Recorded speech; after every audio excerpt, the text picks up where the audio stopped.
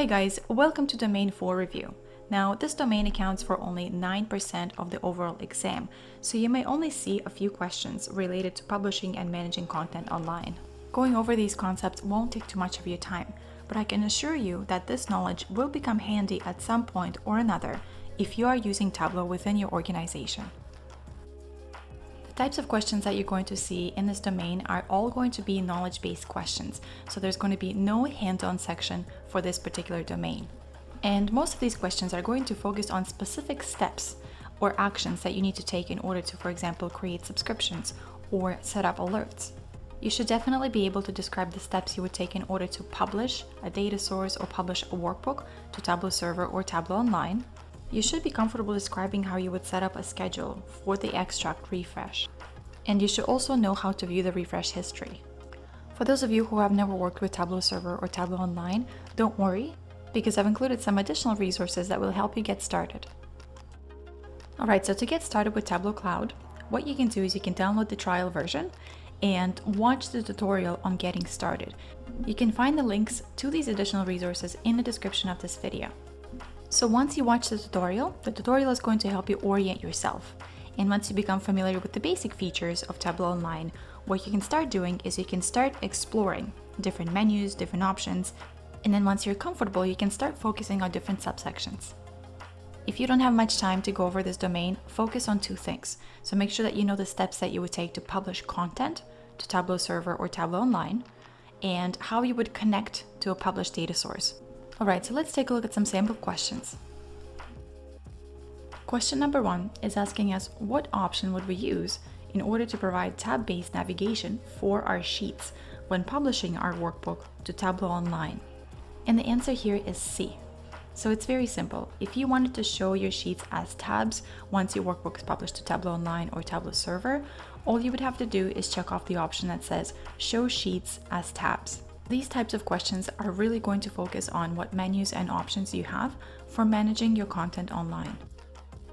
This question is asking us which option is not included when downloading our data from Tableau Server or Tableau Online. And the correct answer here is G. The extract.hyper format is actually not available as a download option, so we cannot download our data in this particular format. Alright, so moving on to question number 3. Let's say you have a situation in which one of your extracts is taking a long time to refresh. Here we need to indicate what methods or method can you use to help your refresh complete faster. So in this case, what you need to do is you need to decrease the size of your extract, and you can do that using two different methods. You can either add data source filters or hide all unused fields.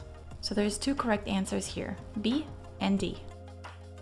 For this question, you want to create an alert if sub-regional sales fall below 200K. And we need to rearrange the steps below in the correct order. So let me actually show you the steps you would take in order to create that alert. So we want to create an alert for the sales by sub-region bar chart.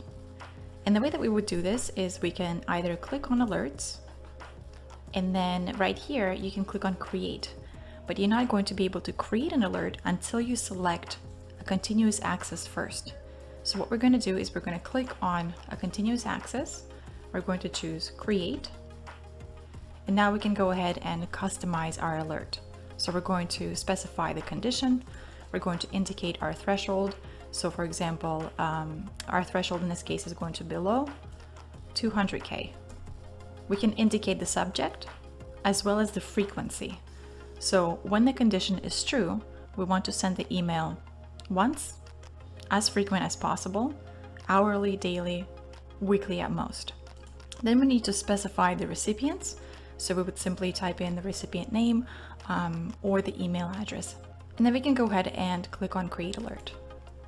And so once we create that alert, we can see that the alert has been set up. If we wanted to manage this alert later on, what we can do is we can click on our initials in the top right hand corner. We can choose My Content. And then this is where you would manage your alerts and subscriptions. So now if I wanted to make any changes to this alert that I set up, I can click on alerts, these three dots right here.